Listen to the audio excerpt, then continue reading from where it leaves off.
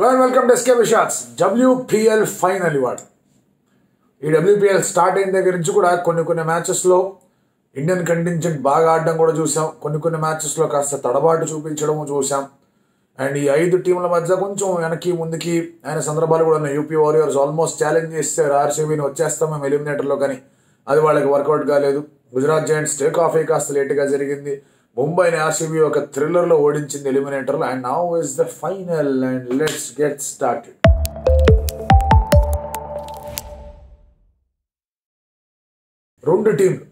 రెండు మంచి team.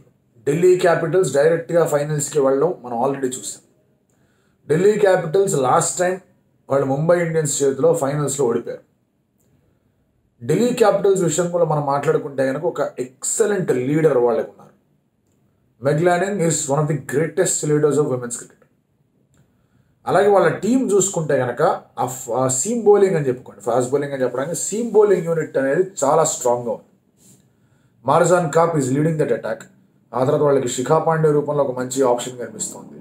And then ఇంకా మీకు ఇతరత్ర బౌలర్ల గురించి మనం మాట్లాడుకుంటే కనుక అఫ్కోర్స్ ఎస్ జానసన్ అండ్ అలాగే రాధా యాదవ్ కూడా బాగా కాంట్రిబ్యూట్ చేసిన, అటు టిటాస్ సాధు కానివ్వండి, ఇటు అరుంధతి కానివ్వండి, వీళ్ళందరూ రెడీగా ఉన్నారు.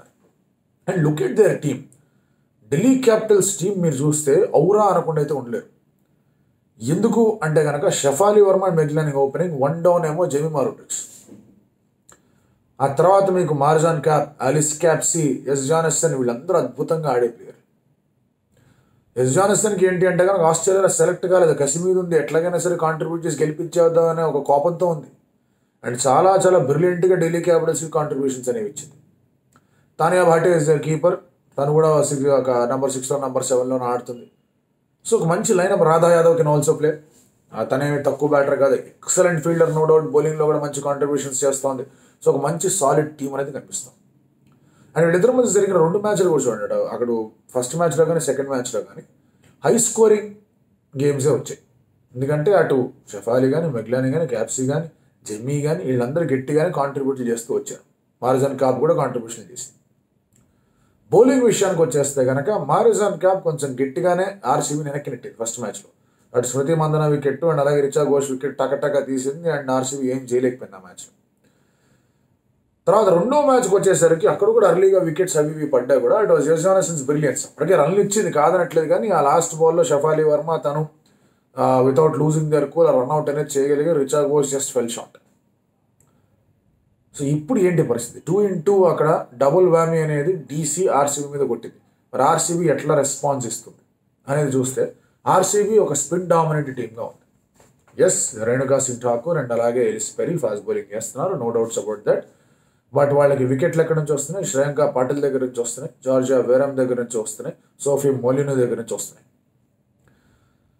వాళ్ళు శ్రద్ధను ఆడిస్తున్నారు. ఐ థింక్ ఫైనల్స్లో ఏక్తా బిస్ట్ని ఆడిస్తే బెటర్గా ఉంటుంది అనేది నా ఫీలింగ్. ఎందుకంటే ఏక్తా బిస్ట్ ఇటువంటి టోర్నమెంట్స్ ఆడింది, లోకల్ లెవెల్లో, డొమెస్టిక్ లెవెల్లో ఇటువంటి ఫైనల్స్ అనేవి ఆడింది. అండ్ డెఫినెట్గా అక్కడ 9 మంది రైట్ హ్యాండర్స్ ఉన్నారు ఢిల్లీలో. సో ఏక్తా బిస్ట్ ఉండడం బాగా వెళ్ళిపోతుంది, ఎందుకంటే అవే గోయింగ్ డెలివరీలు పడతాయి. మరి ఆ కాల్ తీసుకుంటారా అనేది పెద్ద ప్రశ్న. ఆర్సీబీ యొక్క జర్నీ చూసుకుంటే కనుక రకరకాల ఎక్స్పెరిమెంట్లు చేశారు. సో వీడిని పైన ఆడించారు, ఆ తర్వాత కిందకి తీసుకొచ్చారు. మౌలిని ఎక్కడ ఆడించాలో అర్థం కాలేదు. సాబినేని మేఘనాను ఓపెన్ చేయించారు, ఆ తర్వాత టీంలోనే లేకుండా చేశారు. సో ఇలాంటి కొన్ని పరిస్థితులు ఆర్సీబీకి ఉన్నాయి. బట్ లాస్ట్ 2 గేమ్స్లో దేర్ మస్ట్ విన్ గేమ్స్లో ఒక రకంగా 2 ముంబై ఇండియన్స్తోనే వచ్చాయి. హరీష్ పెరీ అంటే one of the most brilliant performances అనేది చూపించింది. ఒకటి 6 for 15, అది definitely one of the most brilliant performances. మన జరిగిన ఎలిమినేటర్ మ్యాచ్లో కూడా ఆ 66/50 స్టార్టింగ్లో కాస్త ఆ జాగ్రత్తగా ఆచి తూచి ఆడి లూజ్ డెలివరీస్ని పనిష్ చేసుకుంటూ వచ్చి అక్కడ దాకా స్కోర్ రావడానికి కారణం. అటు సోఫీ మొలినోతో కానివ్వండి, తర్వాత అఫ్కోర్స్ జార్జియా వేరమ్ లాస్ట్లో కొట్టింది అనుకోండి. ఆ పార్ట్నర్షిప్ చాలా ఇంపార్టెంట్. రిచా ఘోష్ పార్ట్నర్షిప్ కూడా చాలా ఇంపార్టెంట్. తర్వాత దిశ పూర్తి స్థాయిలో ఆడుతుందా లేదా అనే డౌట్లు వస్తాయి. తన ప్లేస్లో సాబినేని మేఘనాని తీసుకొని ఆడాలా అని ఇంకొక ఆలోచన కూడా ఉంటుంది. ఆర్సీబీ ప్రధానమైన ప్రాబ్లం ఏంటి అంటే స్ట్రైక్ రొటేషన్. ఢిల్లీకి బలం అది, ఆర్సీబీకి బలహీనత అది. ఢిల్లీలో మీరు Meg Lanning and Jemimah Rodrigues, Marizanne Kapp, Alice Capsey వీళ్ళందరినీ చూస్తే కానీ గట్టిగా స్ట్రైక్ రొటేషన్లో చాలా మంచి ఫోకస్ ఉంటుంది. బట్ ఇక్కడ ఆ ఒక థింగ్ అనేది అర్థం కాదు. సో ఇక్కడ ఇన్ఫ్యాక్ట్ సోఫీ మొలిని కూడా ఉంచాలా వద్దా అనే ఆలోచనలో కూడా వెళ్ళారు. బట్ లాస్ట్ గేమ్లో తను బాగా ఆడటం అనేది తన స్పాట్ ఫైనల్లో సీజ్ చేసే విధంగానే తయారవుతుంది. ఆర్సీబీ వాంటెడ్ టు బ్యాట్, మరి రేపు ఫ్రెష్ పిచ్చా లేదా నేను చూడలేదు. ఒకవేళ ఫ్రెష్ పిచ్ అంటే కనుక they might opt to field ఏమో. బట్ వాళ్ళకి ఏంటంటే స్పిన్నర్స్తో వెళ్తున్నారు కాబట్టి డ్యూ ఇప్పుడిప్పుడే వచ్చే అంతగా గట్టిగా ఇంపాక్ట్ చేసే విధంగా రాదనేట్టుగానే కనిపించింది ఎలిమినేటర్లో కూడా. ఆల్దో కాస్త ఖర్చు పెట్టుకుని బాల్ని తుడిచిన. సోనస్ వద్ద వికెట్ ఉందంటే ఆర్సీబీ ఫస్ట్ బ్యాటింగ్ చేస్తేనే మంచిది. 2 సార్లు చేజ్ చేసి తడబడ్డారు కాబట్టి ఈసారి చేజ్ కాదు ఫస్ట్ బ్యాటింగ్ చేయాలని అనుకోవడానికి ఇంకొక ఆప్షన్, ఇంకొక ఇది కూడా కనిపిస్తుంది, రీజన్ కూడా కనిపిస్తుంది.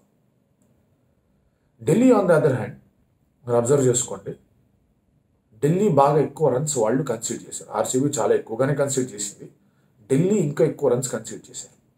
ఆర్సీబీ ఢిల్లీకి అగేన్స్ట్గా రన్స్ కన్సీడ్ చేయడానికి కారణం స్ట్రైక్ రొటేషన్ చేసుకుంటూ లూజ్ బాల్స్ బయట కొట్టడం. ఆర్సీబీ బ్యాటింగ్ చేసే విషయానికి వస్తాడు, రిచా ఘోష్ కొంచెం స్ట్రైక్ రొటేషన్లో స్ట్రగుల్ అవుతుంది, దిశాను తరం మీకు స్ట్రైక్ రొటేషన్లో స్ట్రగుల్ అవుతుంది. సో వాళ్ళకి ఈ ప్రాబ్లం ఉంది. స్మృతి అండ్ అలాగే డెవిన్ బాగానే పరిగెత్తేస్తారు, ఆ తర్వాత వచ్చేవాళ్ళు బాగానే పరిగెత్తేస్తారు. సో ఈ ప్రాబ్లమ్ని ఆర్సీబీ ఎట్లా అడ్రస్ చేసుకుని దానికి తగ్గట్టుగా Meg Lanning was been phenomenal leader ఎట్లాంటి ఫీల్డ్ సెట్స్ తీసుకొస్తుంది అనేది చాలా ఇంట్రెస్టింగ్గా ఉండబోయే అంశం అండ్ అలాగే డిసైడింగ్ అంశం. ఎలిస్ పెరీ దగ్గర నుంచి 3వసారి అద్భుతమైన ప్రదర్శన వస్తుందా? మనకి కార్ గ్లాస్ ఎరక్కొడితే వాళ్ళు వచ్చి గిఫ్ట్గా కూడా ఇచ్చారు. అండ్ 6 వికెట్లు తీసింది. మన ఎలిమినేటర్ మ్యాచ్లో యస్తికా వికెట్ తీసింది, 66 పరుగులు కొట్టింది, ముందుకు బాగా ఆడుతూ వస్తోంది, టెరఫిక్ ఫామ్లో ఉంది. అండ్ తనే ఆర్సీబీకి ప్రధానమైన బలం. స్మృతి మందన స్టార్టింగ్లో బాగా ఆడింది కానీ మెల్లగా కొంచెం ఎక్స్ట్రా షాట్లు ఆడడానికి ప్రయత్నం చేస్తుందా అనే డౌట్లు కొంతమంది ఆర్సీబీ ఫ్యాన్స్కి రావచ్చు. సో స్మృతి మందనకు కూడా డౌట్ ఉంటుంది. Probably Smriti Mandhana will take it slow ఏమో రేపు అనిపిస్తాం, అంటే లైక్ డ్యూరింగ్ ద ఫైనల్ ఏమో అనిపిస్తాం. స్లో అంటే మరీ స్లోగా ఆడడం కాదు, ఎక్స్ట్రా షాట్స్ ఎక్స్ట్రా ఎఫర్ట్ పెట్టి ఆడకుండా కూడా కొంచెం జాగ్రత్తగా డెవిన్కి అవకాశం ఇచ్చి you go after the bowling అనే ఛాన్సెస్ చాలా గట్టిగా ఉన్నాయి. That is what has work for Smriti Mandhana. But of course outside the off fuller length డెలివరీలు ఇచ్చి ప్లీజ్ మా అంటే కనుక కొట్టి అవతల పడేస్తుంది. లెగ్స్ మీద వేసినా out side the off stump వేసినా చాలా చాలా శ్రద్ధగా కొడుతుంది స్మృతి మందన. అండ్ ఎట్లా వీళ్ళు ఎదుర్కొంటారు, మార్జన్ కాప్ కానివ్వండి, ఆ తర్వాత వాళ్ళకు ఉండే సాధు కానివ్వండి, అరుంధతి కానివ్వండి, శిఖా కానివ్వండి, రాధా కానివ్వండి, వీళ్ళందరూ ఎట్లా ఎదుర్కొంటారు ఆర్సీబీ బ్యాటింగ్ని అనేది ఒక ఎత్తు అయితే, ఆర్సీబీ స్పిన్నర్స్కి ఉన్న ఛాలెంజ్ అనేది పెద్ద challenge. RCB batting versus Delhi bowling అన్నాం కన్నా RCB bowling versus Delhi batting అనేది చాలా ఇంట్రెస్టింగ్గా కనిపించే ఒక అంశం. ఇందాకే మాట్లాడుకున్నాం స్ట్రైక్ రొటేషన్ గురించి. తొందరగా స్పిన్నర్లు ఇంట్రొడ్యూస్ చేయాలని చెప్పేసి ఉంటుంది. అటు శ్రేయాంక్ అని కానివ్వండి, లేకపోతే ఒకవేళ ఏక్తా కానివ్వండి, ఆ తర్వాత జార్జవరం కానివ్వండి, మొలిని కానివ్వండి, వీళ్ళందరినీ ఇంట్రొడ్యూస్ చేయాలని చెప్పేసి ఉంటుంది స్మృతి మందనకి. శ్రద్ధ టీంలో ఉంటుందా, ఏక్తా టీంలో ఉంటుందా, ఇట్స్ ఎ క్వశ్చన్. దట్ అది మనకి చూడాలి ఆర్సీబీ ఎటువంటి నిర్ణయం తీసుకుంటుందో. But Meg Lanning is a good player of spin, Jemi is a good player of spin, Marizanne Kapp is a very good player of spin. కన్సిస్టెంట్గా వాళ్ళు పరుగులు సాధిస్తారు కాబట్టి వాళ్ళ వికెట్లు ఎట్లా తీయాలి, లెగ్ స్పిన్నర్ ఉన్నారు కాబట్టి లెగ్ స్పిన్ ఎట్లా వాడుకోవాలి అనే దాని మీద ఆలోచించుకునే ఒక ప్రక్రియ ఉంటుంది. So it's a very interesting final. 2 మ్యాచ్లు ఢిల్లీ గెలిచింది కదా అని ఢిల్లీ గెలిచేస్తుందని చెప్పడానికి లేదు. ఆర్సీబీ ముంబైని ఓడించి వచ్చింది, ఫామ్లో ఉంది కదా, ఈసారి ఎట్లాగైనా సరే రివర్స్ చేసి ఆర్సీబీ కప్పు కొడుతుందని చెప్పడానికి లేదు. సో ఒక 50-50 బ్యాటిల్ లాగా ఉంది. అండ్ నేను అన్నట్టుగానే strike rotation might become very important ఒకవేళ స్లో పిచ్ వచ్చిందంటే. అండ్ దానికోసం Mandhana should bat deep. Mandhana wicket తొందరగా పడిందంటే కనుక కాస్త ఇబ్బందికరంగా ఉండే ప్రమాదం ఉంది RCB. They still have good batting, but ఆ ఇబ్బంది పడే అవకాశాలు కూడా కనిపిస్తున్నాయి. 6 సిట్టింగ్ కంపారిజన్స్కి వస్తే ఇద్దరు బాగానే కొడతారు. ఇరు జట్ల వైపులో మంచి 6 సిట్టింగ్ ఆప్షన్స్ ఉన్నాయి. ఎలిస్ పెరీని తీసుకున్నా, జార్జవరంని తీసుకున్నా, రిచా ఘోష్ని తీసుకున్నా, స్మృతి మందనని తీసుకున్నా, సోఫీ డెవిన్ని తీసుకున్నా గట్టి కొడతారు. అటు సైడ్ చూసుకుంటే కనుక మేము మెగ్లానింగ్ని తీసుకున్నా, షఫాలి వర్మాని తీసుకున్నా, ఎలిస్ క్యాప్సన్ తీసుకున్నా, మార్జన్ కాప్ని తీసుకున్నా గట్టి కొడతారు. జమీమా 4 కొడుతుంది. ఇంట్రెస్టింగ్ ఉండబోతుంది, చూద్దాం. లాస్ట్ వీడియోలో చెప్పినట్టుగానే ఈ 2 టీంలకి వాళ్ళ ఐపీఎల్ ఫ్రాంచైజీలు కూడా ఉన్నాయి. వాళ్ళ మెన్స్ టీం చేయలేంది వాళ్ళ విమెన్స్ టీం అనేది చేయబోతుంది. ఏ విమెన్స్ టీం చేయబోతోంది అనేది లెక్క. మీరు అనుకుంటున్నారు